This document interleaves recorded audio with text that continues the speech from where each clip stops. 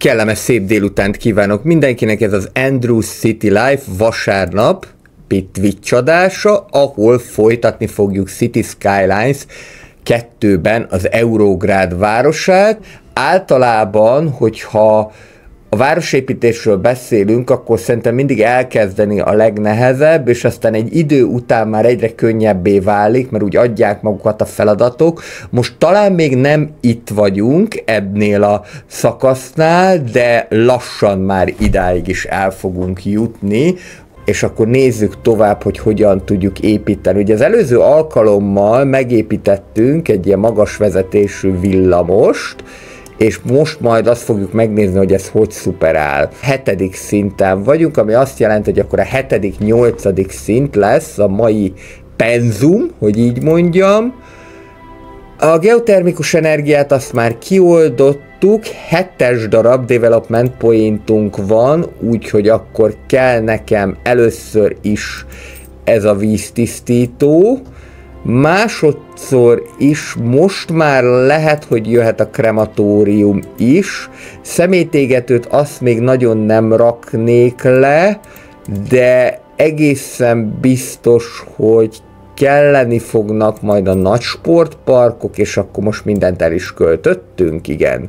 Ha jól nézem, és akkor következő alkalommal, vagyis a következő alkalom, úgy értem, a következő szinten majd építeni fogunk egyéb oktatási intézményeket, jelesül egyetemet. A lakosságunk az nagyon minimális mértékben elkezdett csökkenni, de ebből nem csinálunk problémát, a pénzünk viszont nagyon jól szárnyal, nagyon jól működik. Jelen pillanatban a kereskedelmi negyedekre van igény, viszont a kereskedelmi negyedeknél akkor azt meg kéne találnunk, hogy hol van, ahol ténylegesen vásárló is lesz. Ugye ezt, akik nézik a City Skylines 2 tartalmakat, már nagyon jól tudják, hogy oda érdemes építeni, ahol zöld a terület, vagy legalább ilyen sötét sárga, mert hogyha például ide építeném, akkor nem lenne vásárló egyáltalán.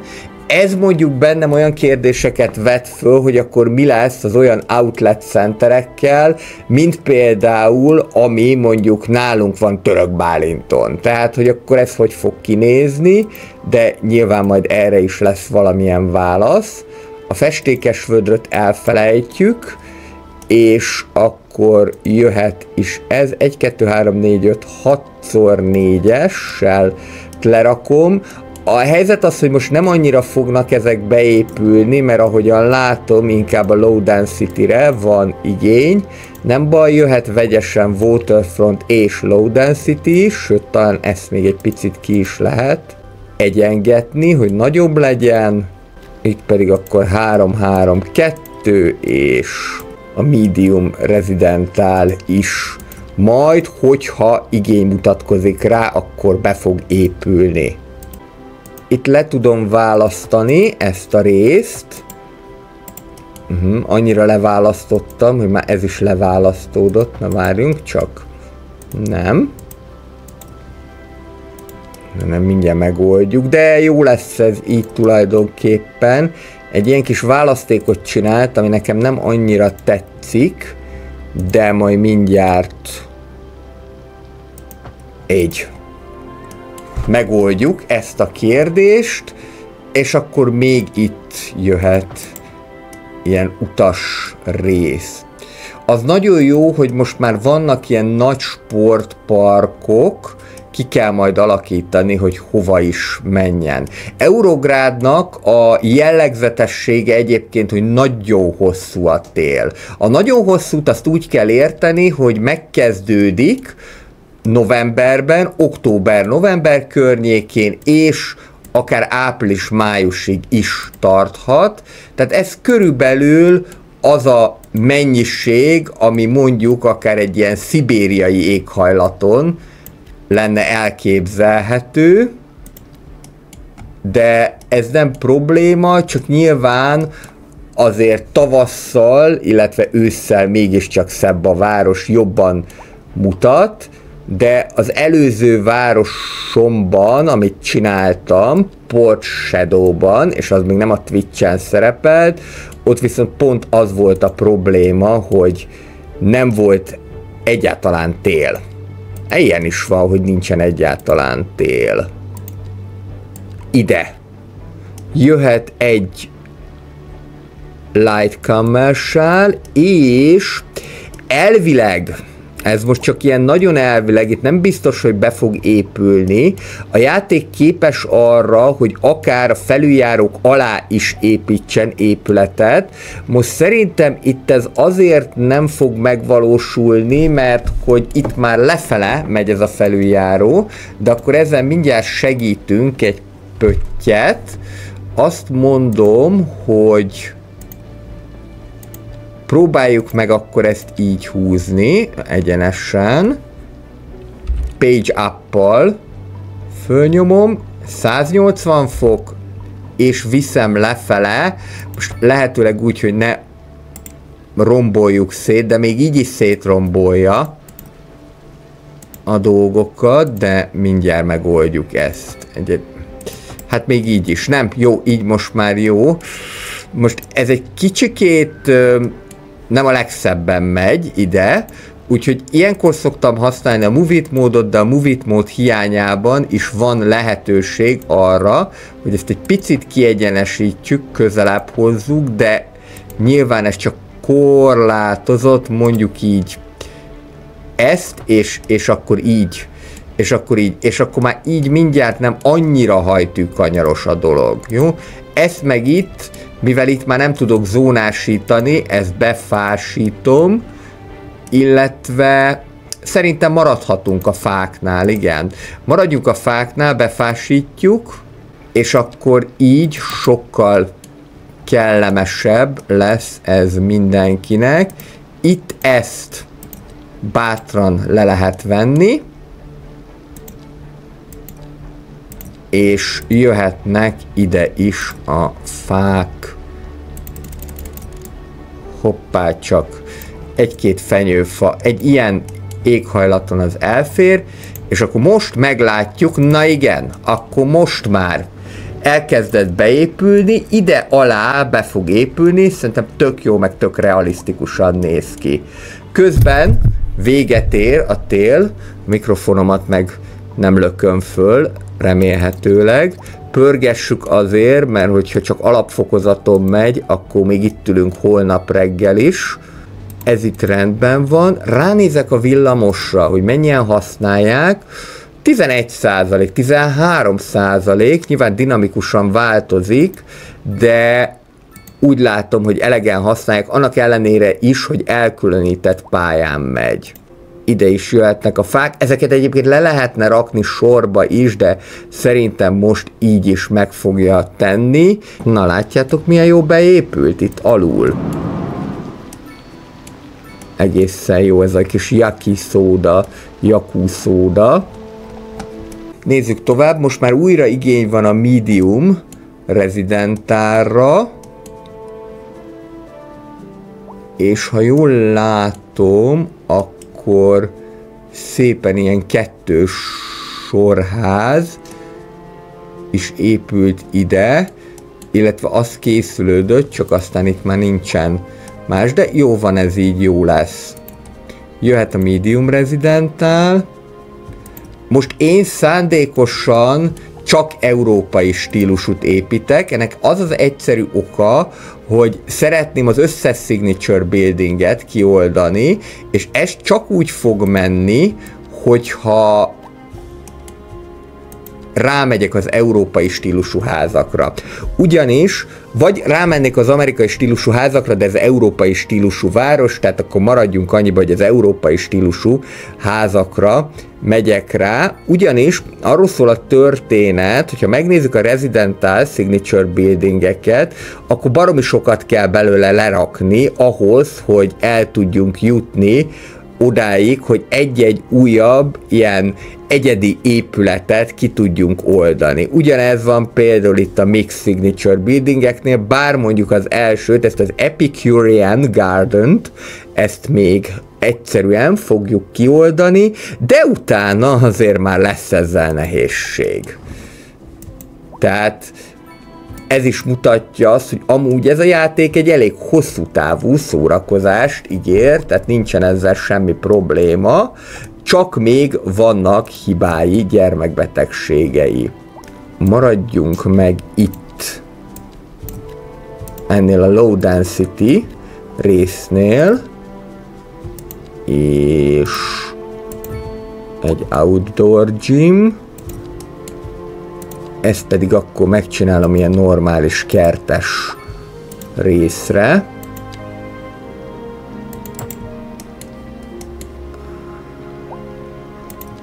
Habár ugyan nincsen mód, de anélkül is azért lehet szépeket tervezni, csak meg kell találni a megfelelő nagyságú fát.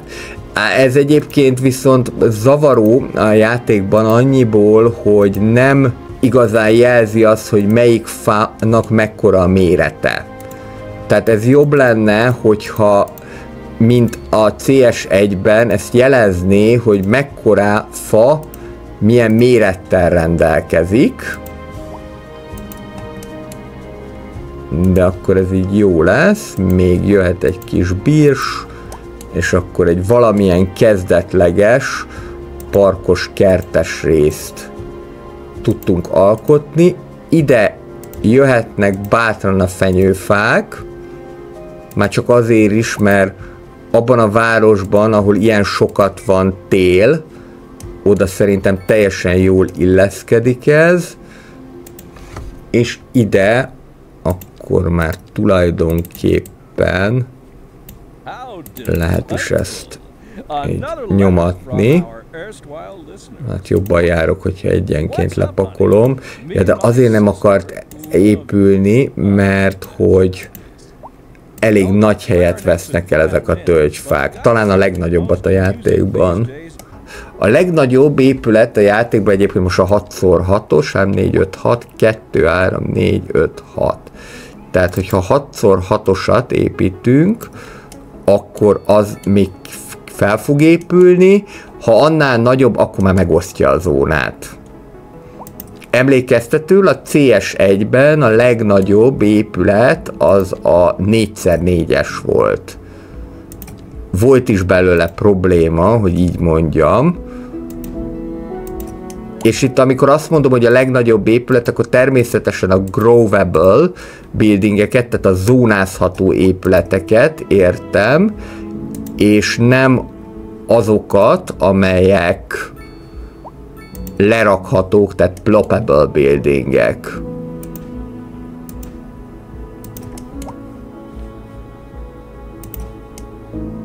Oké, szerintem akkor ez a 3 mehet a levesbe, és inkább akkor megoldjuk ilyen virágosabb résszel. Nézzetek csak, milyen jó kis sövénykerítés épült. Ide. Szerintem elég menő. 3, 4, 1, 2, 3, 4. És még ez is elfér itt. Ez a poplár nekem annyira nem tetszik, a gesztenyefák annál inkább. Meg hát persze a tölgyfa is, de ahhoz nagyon nagy hely kell.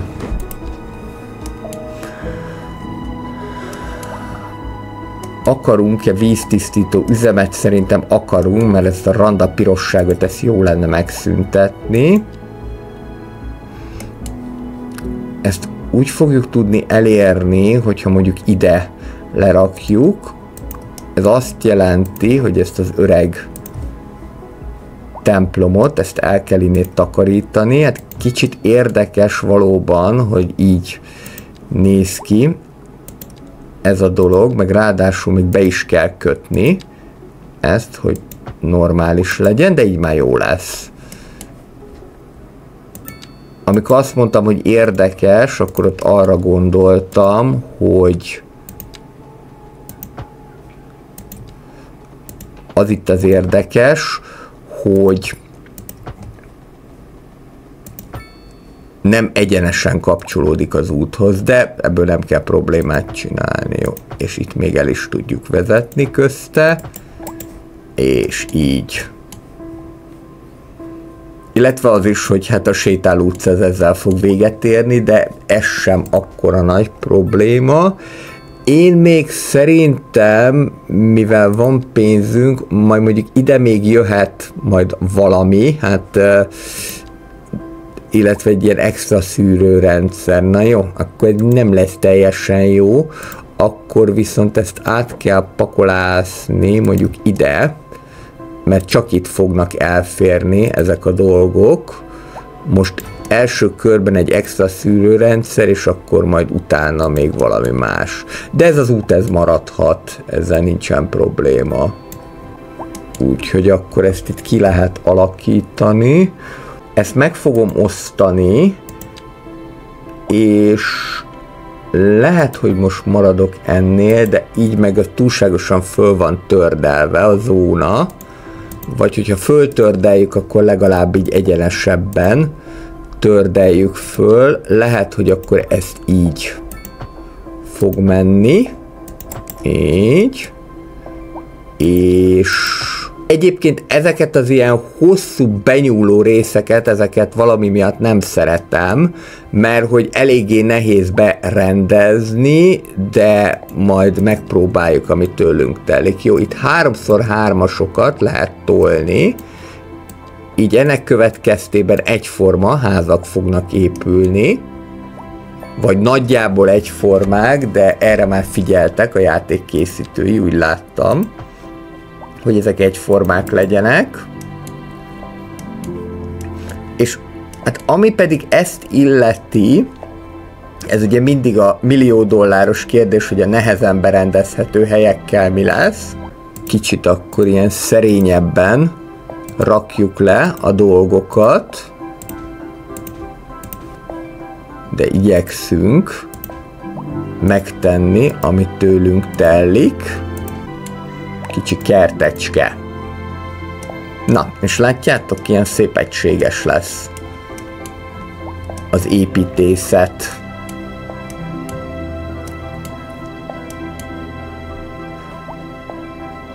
Oké, és építsük-e meg az első nagy parkot? Igazából akár meg is lehetne. Itt azért Eurográd városában is azt szeretném, hogyha jó sok zöld felület lenne. Csak itt ez nem fog úgy működni, mint én azt szeretném. Itt sem, tehát akkor maximum ide tudnánk tenni, de az nekem ott meg nem tetszik. Ha itt egy picit megpróbálnám kiegyenesíteni, akkor lehet, hogy jó lenne, vagy van egy másik lehetőség is ahhoz, hogy ezt lerakjuk. Megint a jó öreg szervízúthoz lehet hozzányúlni. Így lerakom ezt, és akkor így jöhet a dolog, és akkor így már en voilà, itt van az első futballpályánk. És akkor én ennek környékére én nem is építenék semmi olyan dolgot, ami épület lenne, hanem ezt meghagynám egy ilyen zöld szigetnek a városon belül.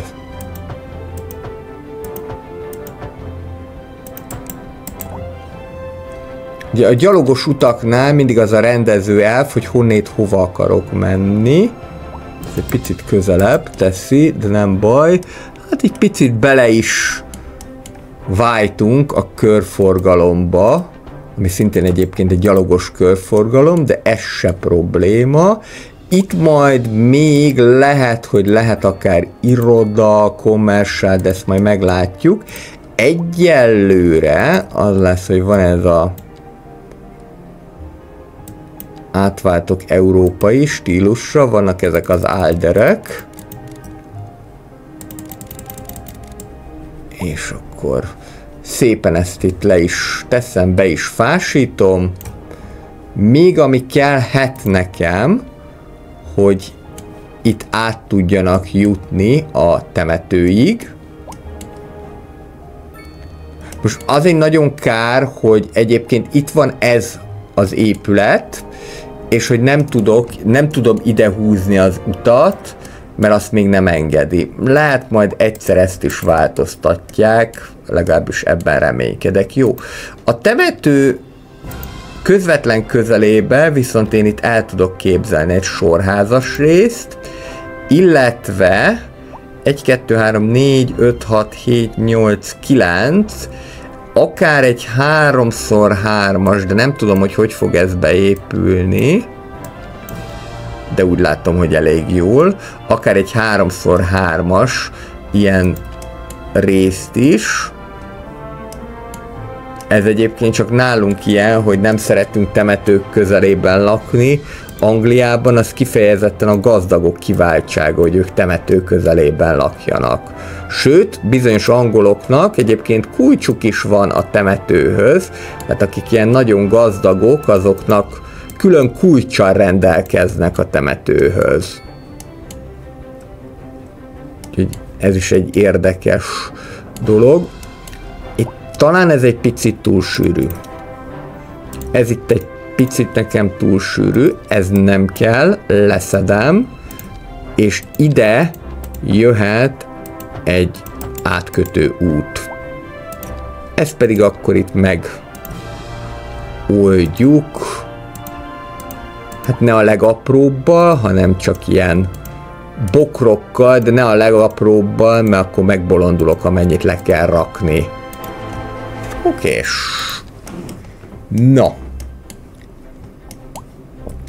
Épülünk, szépülünk. És ide pedig már nem lehet semmit sem építeni, semmi probléma. Ilyenkor szoktam azt, hogy akkor lehet egy ilyen kis átkötést csinálni, kis gyalogutat, és akkor ezzel rögtön megszabadultunk ettől a benyúló résztől is. Amúgy abszolút nem feladat az, vagy nem cél az, hogy minden négyzetmétert beépítsen az ember, de nyilván, hogyha már látja, hogy ott van, akkor be akarja építeni, tehát ez a probléma szokott lenni. Jó, ezek itt birsfák, úgyhogy akkor ennek jegyében mehet tovább a birselés. Így is van.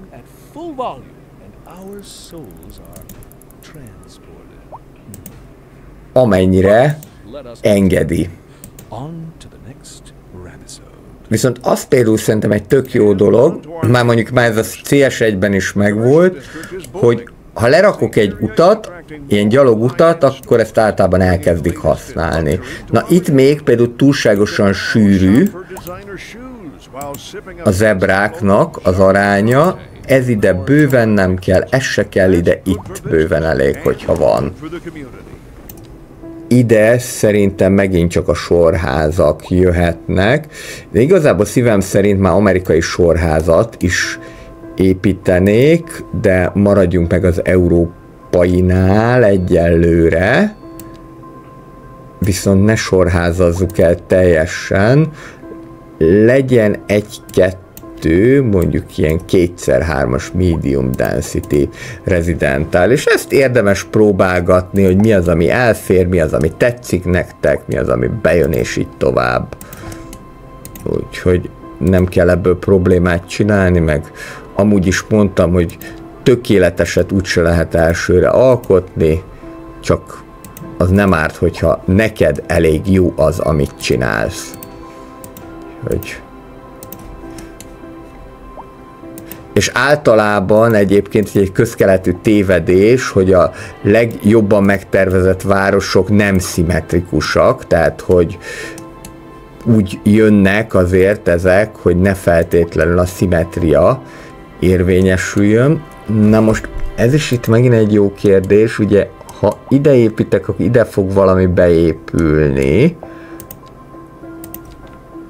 Talán még egy iroda itt elfér, és 1, 2, 3, és itt és többit meg majd mindjárt meglátjuk.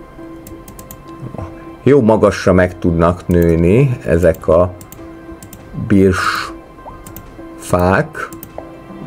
Már remélem, hogy a birch az magyarul is azt hiszem tényleg azt jelenti, hogy birs alma, vagy birs körte. De mondjuk a gyümölcsét azt nem látom. Na majd, hogyha valaki jártas a növényekben, jártasabb, mint én, akkor majd kijavítja a dolgot. Na, egyébként van is egy jelöltem, aki tuti ki fogja majd javítani.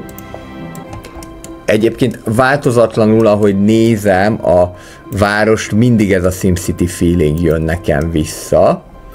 De hát nyilván már sokkal több lehetőséggel. Ez itt egy értékes rész. Azon gondolkozom, hogy esetleg akár ezt, mivel most már azért ez eléggé ilyen belvárosias, hogy nem lehetne áttelepíteni, akár a gyárnegyedbe, és majd maximum építek még egyet. Mondjuk így ez egyszer, jó, és akkor a Radio Mastből meg lehet még egyet fölhúzni, de azt már mondjuk, és akkor innentől kezdve teljes a netlefedettség, aminek ők nem örülnek, most így, hogyha nézem, az a magas bűnözés.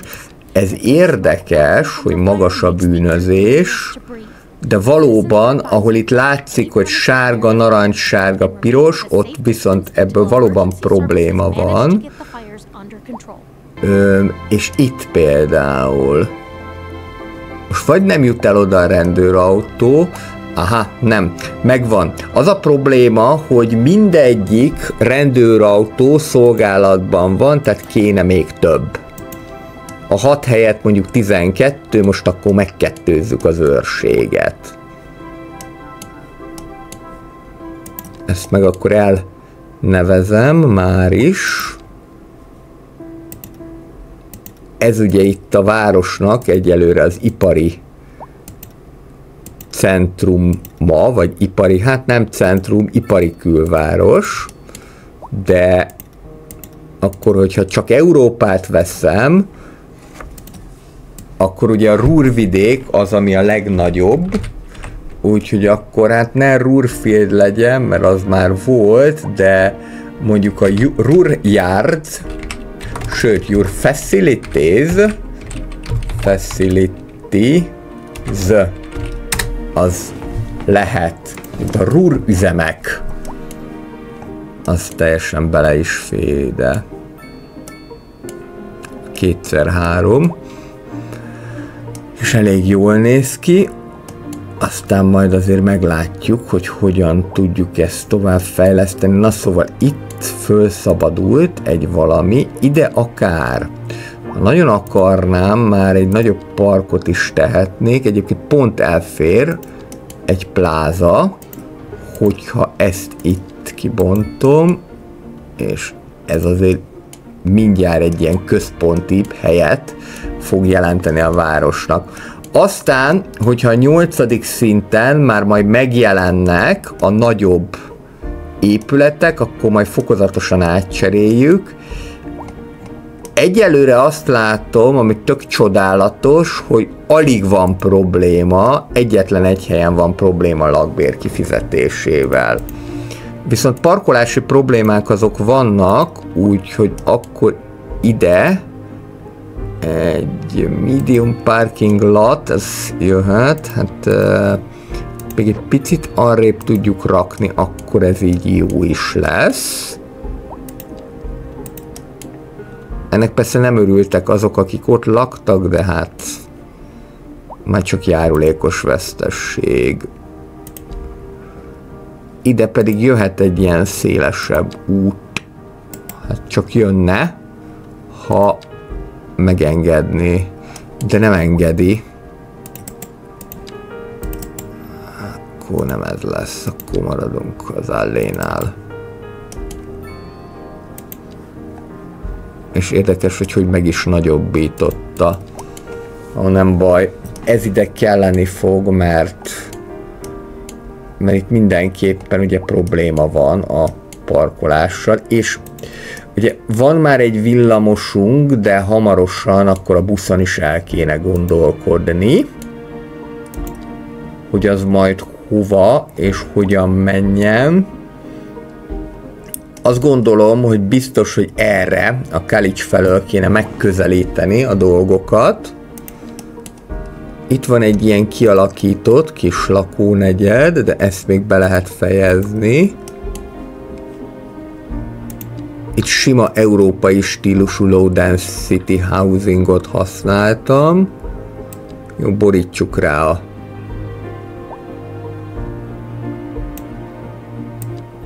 a dolgot így teljes egészében. Lássuk, mi lesz belőle.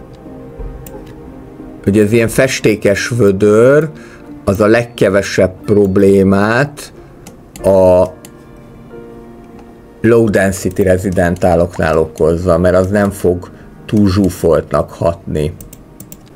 Ide megint jöhet egy sorházas rész, ez jó hosszú lesz, de nem baj, és lehetséges, hogy itt már majd, itt egészen biztos, hogy lesz igény rezidentára, nem rezidentára, kommersára, rezidentára majd itt lesz igény, de ide akár mixed housing is mehet, az is el fog itt férni. Egy low rent housing próbaképpen, medium housing, és akkor megpróbálok még egy low rent housingot, de szerintem nem fog itt beépülni, mert hogy talán 2x2-es nincsen low rent housingból. Nagyjából a felénél tartunk a szintnek, és nézzük, hogy hol tudunk terjeszkedni. Na, ez itt, hogy már itt is állnak az emberek, ez szinte biztos, hogy azt jelenti, hogy valahol megakadt a marha villamos, bár hogyha most elviszi őket, és nem, de itt meg eltűnik a fene vigye el. Fú, ezt utálom. Ezt nagyon tudom utálni, amikor ilyen, mert akkor fogni kell, és át kell helyezni az egészet, és itt is, tehát, hogy ez annyira nincsen megoldva, hogy az csak na. Most itt szépen ezek átmennek. Most az lenne a jó, hogyha már tudná tovább menni. Az über király lenne. Ez a baj egyébként ezzel a magas vezetésű villamossal, hogy ugye pluszban még ez is megkeveri, hogy ez odaépül. Jó, most menjél szépen. Menjél már te. Jó van. Ez sikerült. Oké. Tehát itt van ez a villamos koridor, úgyhogy szerintem akkor itt fogom kialakítani az úthálózatot. A füst az merre fele száll? Ja jó, az itt szépen el fog erre menni, de az biztos, hogy itt azért kell hagyni egy ütköző zónát. Mondjuk úgy ekkorát legalább. Ekkorát minimum, mert hogy különben túlságosan közel lesznek a gyár negyedhez. Annak ellenére, hogy másfelé fújja a szél a füstöt, annak ellenére is ez probléma lehet. Már ezt Port Shadow városában kitapasztaltam. Igen. Így is. És akkor szerintem nem így fogjuk hozzá kapcsolni, hanem itt megpróbáljuk alatta átvezetni. Ezzel ügyeskedni kell egy picit, de végül megoldható. Igen, és na, még, és még. És most már nagyon jó is, ez így, és itt talán viszont már bemehet. Hát nem így a körforgalomba, de mondjuk így itt. És akkor ezeket a retek ronda felüljárókat, zebrákat meg le is veszem. De még mindig nem tetszik. Annak ellenére is, hogy már használják.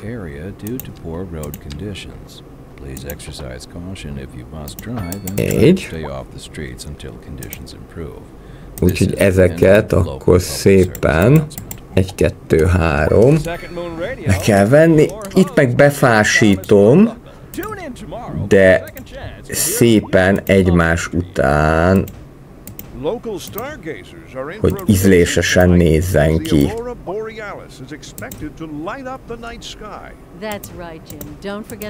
4. Jó. Teljesen jó. Ezzel megvagyunk. És jöhet ide akkor egy újabb lehajtó.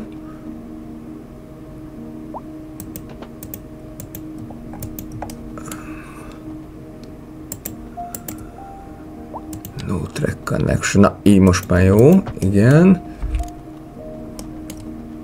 Szerintem akár ezt így is lehet. Ugye ez csak arra van, hogy a gyalogosok föl tudjanak mászni a villamoshoz. Hát béna, de most jelen pillanatban még csak ez van. Tehát... És akkor saktáblát elfelejtve építjük ki ezt a részt.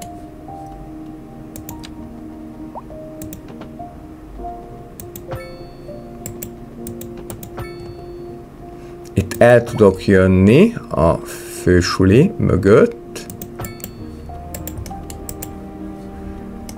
Ide majd egyébként lehet egy hidat is építeni, azt majd mindjárt meg fogjuk tenni, de először kialakítom megfelelően a úthálózatot. Ez ugye mindennek a lelke, mert ennek hiányában, illetve a jó, realisztikus úthálózat hiányában igazából az egész az fabatkát sem ér.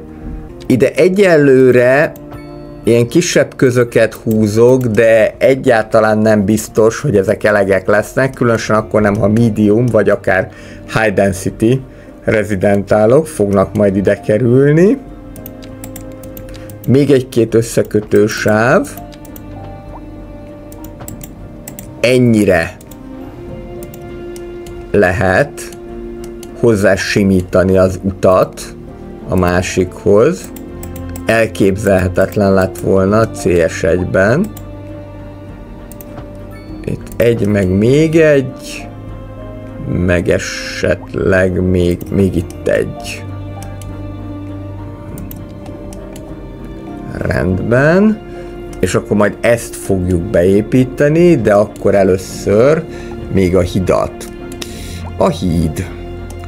Arra gondoltam, hogy itt van ez az út, és akkor ezt össze lehetne kötni a másikkal, akár úgy is, hogy ez itt lemegy egy alagútba, mert hogy ugye mivel itt híd lesz, ide lejön a nagy átmenő forgalom, vagy viszonylag nagy, akkor nem árt, hogyha az rögtön tovább is tudna menni. Most, hogyha itt el kell jönniük, akkor először elkanyarodik erre, aztán erre, tehát ez így egy problémás, úgyhogy valami átkötést azt kell nekünk biztosítani. Mindjárt ki is gondolom, hogy legyen ez.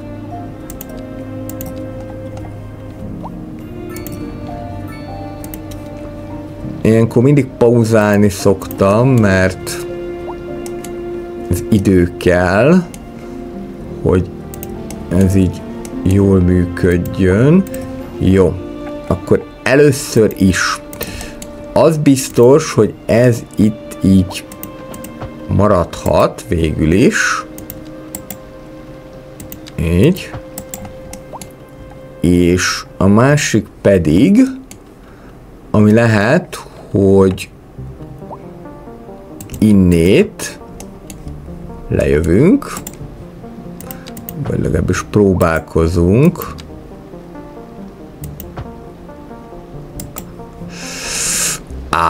Ez itt nem. Ez itt nem. Inkább így akkor már.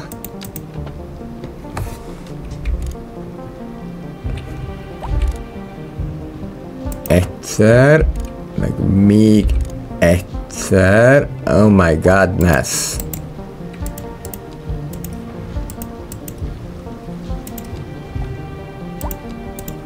Hát ezzel el fogunk szórakozni egy darabig. De akkor legyen inkább az, hogy innét indul ki a móka. Így.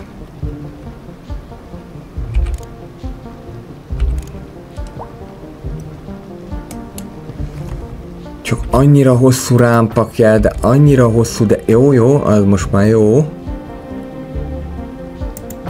Menjél fölfele. Így.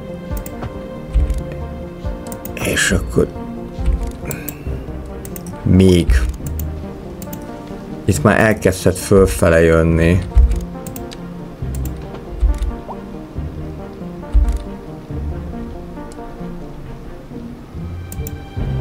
Így is van. És akkor így. Nem jó, de nem is tragikus, viszont megvan az átkötés. És akkor ez folytatódhat majd a hídban. Én szerintem ezt ide már nem fogom erőltetni, hanem ez megmaradhat akár itt, közben már pöröghet, egy zsákutca is. Vagy zsákabb utca. Így. Ami ezt illeti, ugye így most ez a kapcsolat, ez elveszed, de igazából nem akkora nagy probléma, mert itt ezt lehet tovább vinni, csak annyi a dolog, hogy ugye így már egy 5-ös kereszteződés van, és az nem feltétlenül szerencsés, úgyhogy ez is marad zsákutca, illetve így mondjuk ide be tudjuk integrálni, ezt pedig viszont hagyom zsákutcaként, tehát hogy akkor ez maradjon meg így, majd ebben ezzel kitalálom, hogy mi lesz. És itt ennek ez esik áldozatául, nem baj, nem jelentős. Meg vagyunk ezzel, még ami nekem nem tetszik, az itt ez.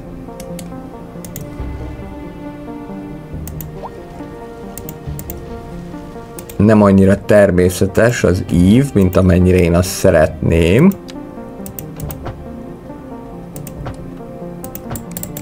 Így most már jó. És akkor viszont így jöhet egy másodlagos útként ez, de ugye azért nem akarjuk túlságosan közel tenni a másikhoz, közel, hogy ez itt túl közel legyen, mert az nem lenne megint csak realisztikus. Úgyhogy akkor így fogom elvezetni. Mondjuk így. És akkor így teljesen elkülönítve tud ettől haladni. Még az, hogy miközben azért azt is látom, hogy ez nem is teljesen egyenes, ide akár egy híd is elférhet, és akkor mindjárt egy hatékonyabb dolgot tudunk itt kialakítani. Még akár ez az e-feed, nem, az e-feednak nem elég, az e-feednak legalább ekkora kéne, hogy legyen, úgyhogy akkor maradjon ez a öreg apó híd, sőt, nem, marad a normál.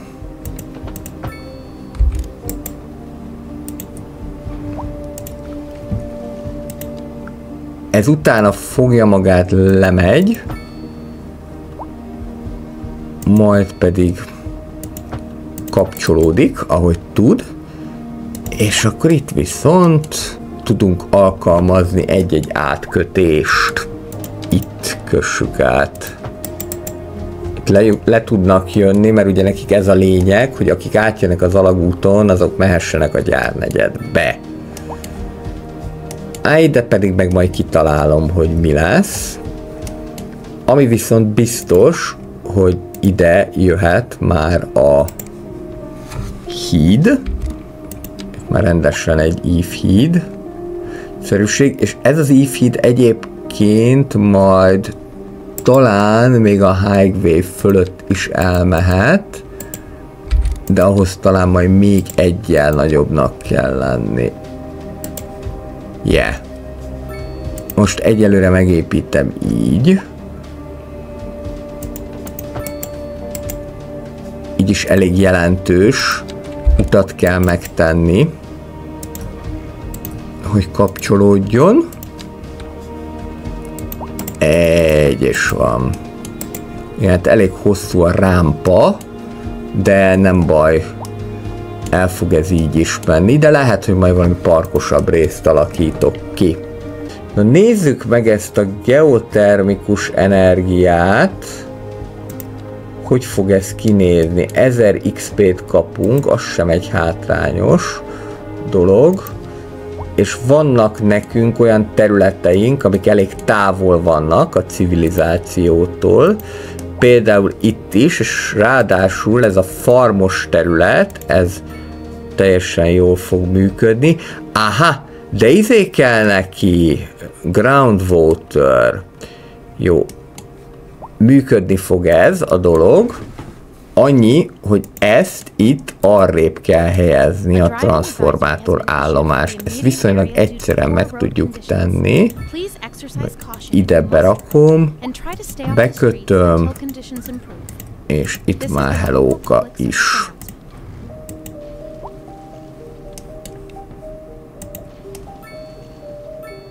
Még nem is olyan borzasztóan kapcsolódik. És akkor a geotermikus energiának egy ilyen mélységi vízkészlet, ami szükséges. Így is van. Ezzel most aztán eléggé powerhouse-ok leszünk. Ez rendben is van. 1000 XP-t is kaptunk. Nem mondom, hogy nem kellett. És majd itt mindenfajta jó kis toldaléképületet lehet kapni, hozzá például ugye még egy kivezető szakaszt a magas feszültségű vagy nagy feszültségű vezetékhez, turbinát, tehát plusz turbinát lehet hozzá majd építeni, illetve lehet majd egy a kapacitását növelő szerkezetet építeni hozzá. Na, ez így elég jó. Nézzük a többivel, hogy állunk. Mindenből pozitívak vagyunk. Mi a helyzet a material goods-zal? Ezek olajból készülnek, úgyhogy ezért hiányosak. Ezek viszont csirkéből, illetve buzából. A csirkéből még szerintem egy az elférhet. Ide majd a búza, illetve a zöldség az, ami kellhet. De itt akkor a csirke az jöhet. A csirkefarm. Mondjuk így szépen úthoz simulva. Grünkuch 42 Crescent Lane. Miből van nagyobb hiányunk? Zöldségből, vagy búzából? Úgy látom, hogy búzából van nagyobb többletünk, zöldségből kisebb többletünk van, akkor ide viszont zöldségfarm kerül. Másodjára.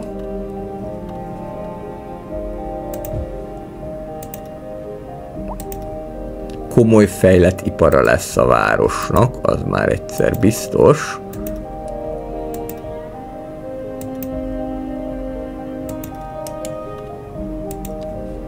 Így. És majd még mindjárt meglátjuk, hogy mi az, ami még ide jöhet.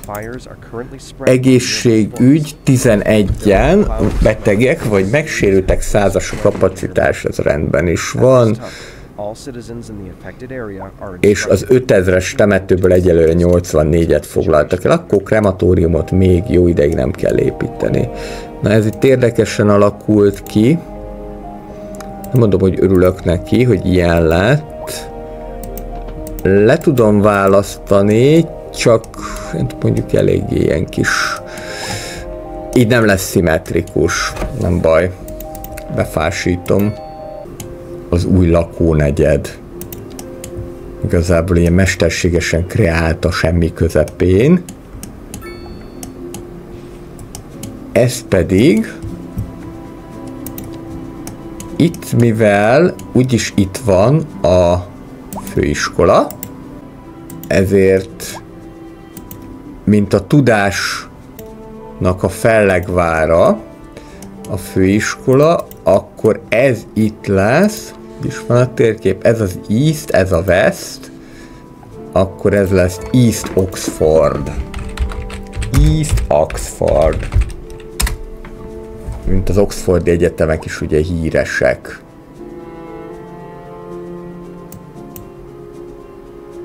Bár mondjuk lehetett volna Etonről is elnevezni. Ha pedig már iskola, akkor volt az Andrew City Life YouTube csatornáján, amit szintén ugye Andrew City Life néven találhattok meg, egy Let's School nevezetű játék, és most arra gondoltam, hogy majd ősztől fölújítom ezt a sorozatot, most már lesznek tipikus Harry Potteres iskolák, tehát olyanok, amik a Harry Potter világát idézik meg. Ez egy DLC-vel elérhető, de feltett szándékom, hogy akkor majd ezt is bemutatom egy vagy több részletben, de ez nem a Twitch-en, hanem a YouTube-on lesz majd elérhető, illetve megtalálható. Nézzük akkor tovább, most már valamivel könnyebb itt építkezni, 3, 4, 5, 6, 7, 8, 9, 10, a 10-et, hogyha veszem, próbáljuk meg most egy ilyen 4x4-eset, és közte pedig jöhetnek a sorházak is, mint mindenhova beilleszthetőek. Igen, ez lehet egy low density rész, jöhetnek a waterfront house-ok is, és akkor ez megint valami más lesz. Ide mediumot gondolok, de csak ezt a 2x4-eset. 2x4, 2x4, így. Valami kis szimmetria is legyen. Közben leesett az eső. Mondjuk ez meleg eső. Szoktam mondani, a meleg esőben nem lehet megfázni, vagy egészen addig így volt, amíg nem kaptam egyszer egy ilyen meleg esőben való megfázás után egy ilyen allergetikus asztmát. Még ezt egy picit most is szenvedem, de most már azért lekopogom, klasszisokkal jobb, mint volt. Viszont hát ugye ott az is a probléma volt, hogy jöttünk haza egyik kedvenc helyemről, az Avar sörkertből, és elkapott az eső, és utána nem az, hogy meg tudott volna szárítkozni az ember, hanem még föl kellett szállni a természetesen jól lehűtött 17-es villamosra. Szóval ez akkor nem tett jót nekem, úgyhogy nyár közepén, ez tavaly nyár volt, nyár közepén egy 3 napig nyomtam az ágyat. Nem örültem neki. Ide, iroda. Nem is rossz. Úgyis meglátjuk, hogy mi lesz belőle. Most már nagyon hamarosan, hát ez a nagyon hamarosan, még 4000 XP, és itt van a 8-as szint, amellyel a nagyházak is elérhetővé válnak. Posta rendben van, és nézzük, hogy itt East Oxfordban mit tudunk majd építeni. Biztos, hogy egy ilyen átkötős út az ide jöhet. Picivel nagyobb. sorház, de már ez a 3-as típusú, és megint mondjuk waterfront housing, low density, waterfront, és nem szimmetrikus, de nem baj, nem akadunk ezen fenn. Ide jöhet még egy low rent housing is, illetve a Mixi-Moxi. Most az elején egyébként még nagyon nagy igény van a terjeszkedésre, tehát most még ezzel nincsen probléma. Ezzel összefüggésben azért egy parkoló sem ártana. Talán maradnék a medium parkolónál, de érdekes, hogy milyen jól beépíti magát, tehát hogy ez a területe, de hozzáépítette ezt a kis beton részt is. Rakjunk le egy újrahasznosító központot, de lehetőleg ne itt a városban, meg majd meggondolandó, hogy a szeméttelepet is arrébb rakjuk, hanem megnézem, hogy itt hol tudok ilyet lerakni. Szerintem így itt, ez itt eléggé messze van úgy mindentől is.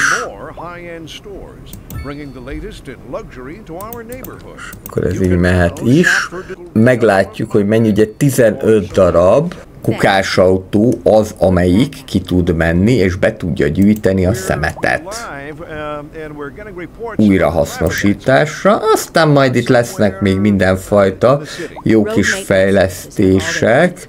Például, hogy gyorsabban tudjuk majd a szemetet feldolgozni, illetve, hogy nagyobb legyen a kapacitás. Erre egyelőre még nem lesz szükség. Egyelőre még most maradunk ennél. Kiterjesztem az utat, amennyire lehet.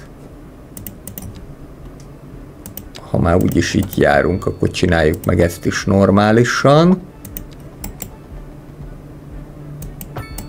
Ez mehet egyenesen. Jó, ezt meg már itt megoldottuk. Ugye ez volt eredetileg egy ilyen T kereszteződés, amiből csináltam egy ilyen 2 autópálya, tehát az autópálya átmenő autópálya kereszteződés, viszont ugye majd azt akarom, hogy itt fölötte is menjen el valami, előbb-utóbb, hogyha már túl nagy lesz a forgalom, tehát akkor azt majd ki kell gondolni, hogy hogyan legyen. Az egy baromi nagy meló lesz, hogyha itt esetleg egy ilyen 2-s kereszteződést kell építeni. De majd mindenképpen ezt meg akarom csinálni. Ugye mivel ez az 5. városom, ezért még én is csak próbálgatom, hogy mi az, ami belefér a gamebe, és mi az, ami kevésbé. Baromi nagy low rent housing, oda nektek. Be 1, 2, 3, 4, 5, 6. Hát... 3, és akkor nagy sikerre való tekintettel, de ez itt nem fog beépülni, valószínűleg. Akkor inkább maradjunk itt. Itt ez azért nem fog beépülni, mert hogy már lefele megy az útpálya, hogyha így egyenesen lenne, mint például itt is, akkor beépülne. És szerintem mondjuk itt már viszont jöhetnek typical light residentálok. Egy ilyen waterfrontot hagyok. Egyik oldalra jöjjön ez a hagyományos, a másik oldalra pedig ugye ez a kiegészítős waterfront luxus villa, amit ugye végül ingyen megkaptunk, mert a Paradox elbaltázta a kiegészítőt. Szerintem nem volt az annyira elbaltázva, de minden idők legnegatívabb kiegészítője volt. Aztán el is távolították szépen a Steam Workshopból, hogy ne ismerje föl senki se, vagy ne roncsa tovább a CS2-nek a megítélését. Azt hiszem valami 4 vagy 5%-ot kapott. Tehát nagyon negatívan fogadták a rajongók. Mondjuk egyébként ahhoz képest, hogy mennyire sokat sérült ez a játék. Én azt veszem észre, hogy a YouTube csatornán a hétfőnként rendelkező City Skylines 2 tartalom még mindig összességében a legnézettebb, és ami azt jelenti, hogy szerintem azért elég sokan érdeklődnek ez iránt a játék iránt, csak legfeljebb nem veszik meg, nem merik megvenni, és így tovább, meg nem biztos, hogy van hozzá olyan gépük. Tehát ez is a másik dolog, hogy nagyon alapbeállítással, hogyha te elkezded, nem érdemes elkezdeni, mert akkor nagyon ronda lesz. Tehát akkor nem fog átjönni az az élmény, ami egy jobb beállításnál. Itt én azt hiszem, hogy talán nekem már magas beállítást használok, de most ebben nem vagyok teljesen biztos. Abba vagyok biztos, hogy ez itt jó összeomlott. Most mentik az embereket, és már újra is épül. És mindjárt itt vagyunk a 8. szinten, most már tényleg nagyon mindjárt. Úgyhogy akkor én meg is csinálom. Ezt itt, meg ezt itt, meg is szépen felosztjuk. Ide szerintem majd valami kis kreatív dolgot kell építeni. Adott esetben amúgy ez egy víztorony is lehetne, hogyha elférne ide, de pont nem fog elférni. Nem baj. Ide viszont akkor jöhetnek tovább a házak. 4x4-es bátran. Itt vagyunk a 8. szinten, a Big Town. 1.900.000 pénz, 8 development point és 10 új terület kioldható, valamint megjelennek a high density housingok, mind az európai, mind pedig az észak-amerikai stílusban lehet olajat bányászni, vagy olajat kitermelni, illetve megnövekszik a kölcsönünk is. No, nézzük akkor ezeket a development pointokat. Itt még most a közlekedésből semmi nem kell, mert maximum még ezen a szinten busz lesz legfeljebb. A városháza az viszont már jó lenne, és maradt összesen 4, az egyetem is jó lenne, maradt 2, kórház esetleg, vagy egy nagyobb tűzoltóállomás, jó kérdés. Vagy ez a postaszortírozó központ, hát igazából lehet, hogy hagyok benne egyet. Ez az egy pedig mondjuk akkor majd elkölthető másra még a későbbiekben. Jó. Jó, 4x4-es. Mehetnek tovább. 4, 4, 4. A 4x4-eseknél azért már szeretek egy közt hagyni, hogy ne legyen olyan csúnya. Aztán majd szépen ugye összeáll ez az egész dolog, előbb-utóbb.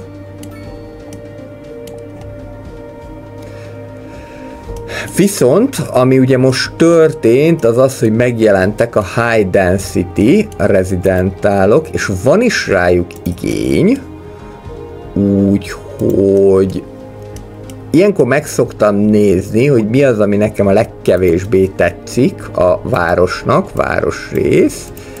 Mondjuk ezek a kicsi házak most nem annyira passzolnak már ide, és akkor építek egy jó nagyot, 3. Hát ez igazából 6x6-os is lehetne. Jó, akkor építsük a legnagyobbat. 2, 4, 6, 2, 4, 6. És ide pedig általános szabály az, hogy minél nagyobb az épület, annál jobban meg kell építened a környezetét. Mert ugye az annál inkább fog uralkodni az adott területen, tehát ebből az következik, hogy annál fontosabb az, hogy annak a környezete is jól nézzen ki. ezzel az egyetlen egy házzal, puff, jó, ide is épült, és ráadásul már valakinek orvosi segítségre is van szüksége. Ez az egyetlen egy ház, ez egyetlen európai? Olyan nagyon szürkének tűnik, de én úgy látom, hogy európai. Ezzel ki is merítettük a keresletet a High Density Residentára, de majd lesz újabb. És szerintem akkor eljött a pillanat, hogy elkezdjünk buszozni. Az első, amit le kell rakni, az egy dipó, mivel úgyis itt van az autópálya, ezért ez egy ilyen kis szervízútnál megoldható. Itt még nincs autópálya, és nem is lesz, úgyhogy akkor itt fogok egy ilyen folytatást csinálni, amennyiben engedi a dolgot, de hát miért ne engedni?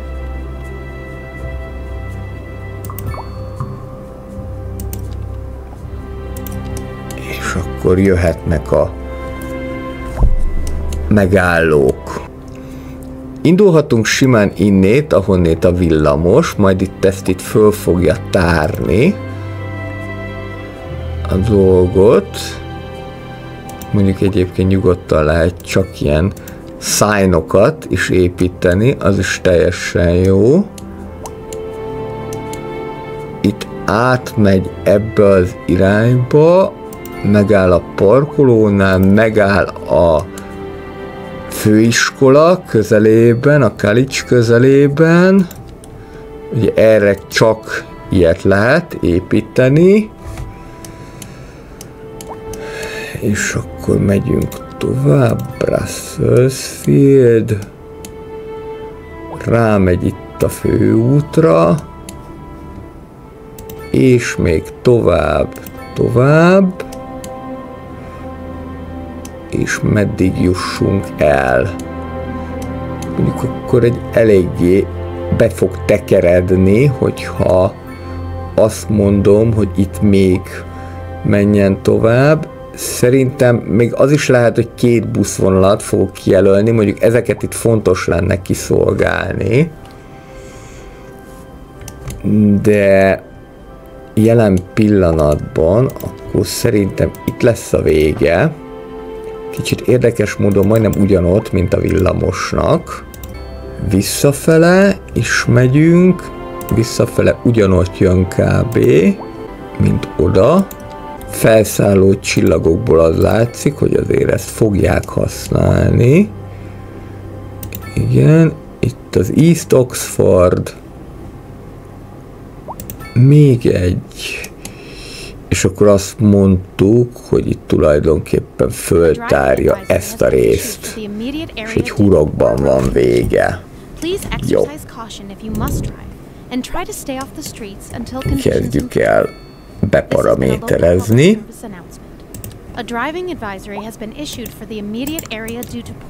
Egyszer, kétszer, háromszor. 4, 5, 6, és így megyünk tovább. Csak figyelni kell arra, hogy minden megállóhoz jusson. Na, én azt reméltem, hogy itt le fogsz tudni jönni, és nem. Valami miatt nem erre akar jönni. Mi lenne, ha megpróbálnánk akkor így? Aha. Ez tök érdekes egyébként, hogy ezt külön meg kellett mondani neki, hogy erre jöjjön. Lehet, hogy nem preferálja ezek szerint a sétáló utcákat. Meg vagyunk. És Eurográdban a busz akkor legyen ez a sötétkék. Hát nekünk is kék a buszunk, a villamos zöld, a busz viszont akkor lehet kék. És majd kelleni fog még egy másik vonal is, ami innét jön. Ez ugye a West Oxford lesz. Most így itt meg vagyunk. Annyi, hogy ide az összekötő rész az megépülhet. No. Még ide jöhetnek épületek. Azt mondtuk, hogy a bányát is meg kéne építeni. És ez az az út, ez a 4 sávos út akkor, ami jöhet tovább. És először meghúzom itt ezt a részt.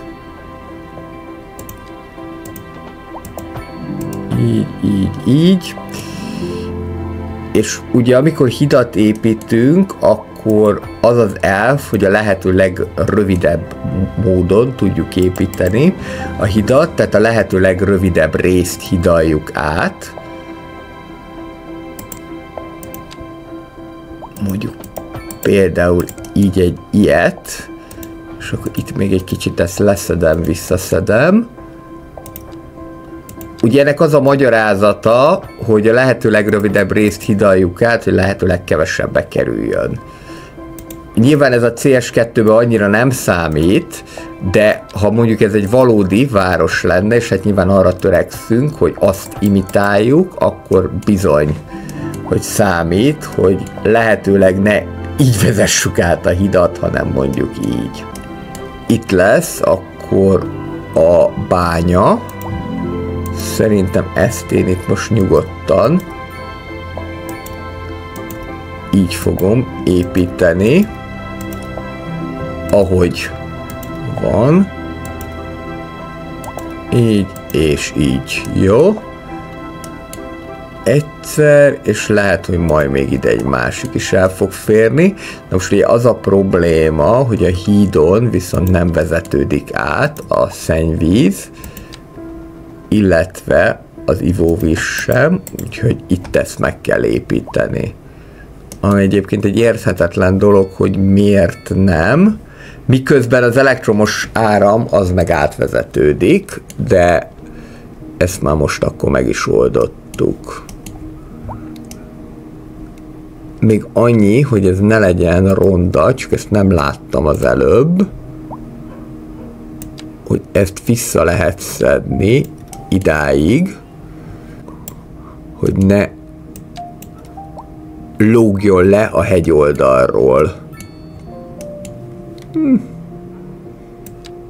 És még a szabályosság jegyében ez is jöhet.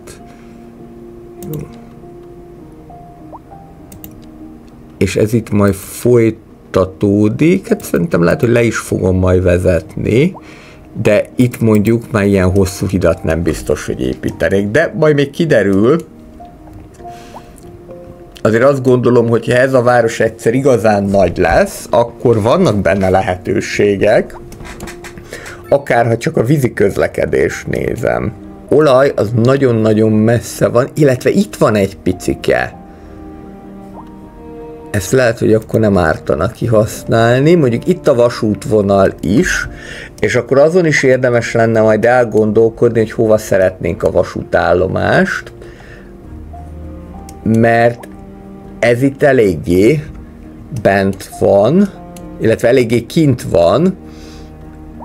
Lehet, hogy azt fogom előirányozni, hogy majd valahova ide rakjuk a vasútállomást, és akkor úgy lehet levezetni ezt az egészet. De most minden esetre jöhet az olajmezőnek a megépítése.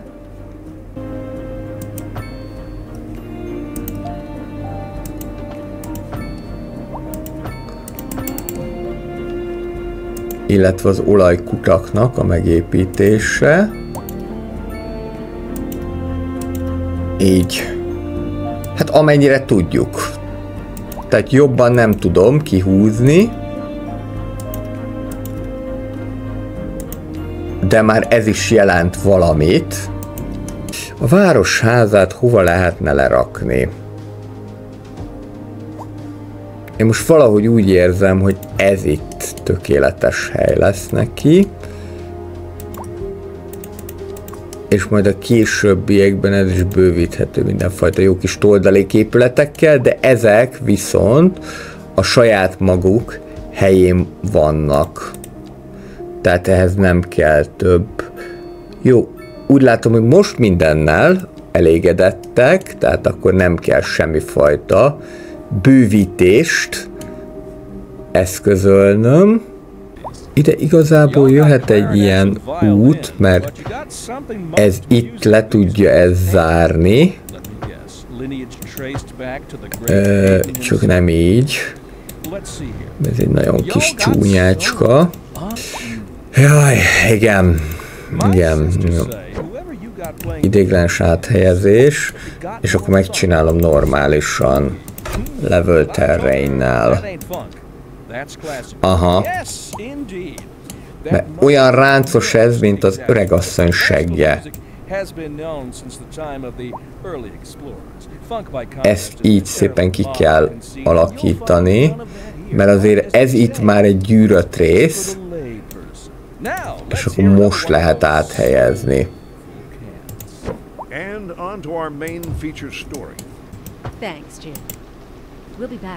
Megvan a városházának a környezete is. Jöhet egy részről a befásítás, más részről pedig itt ennek a lesorjázása.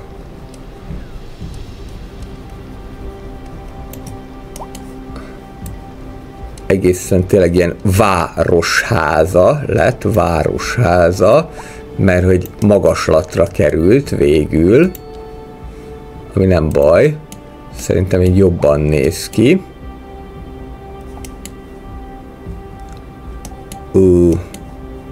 Szegényke, az itt tönkrement.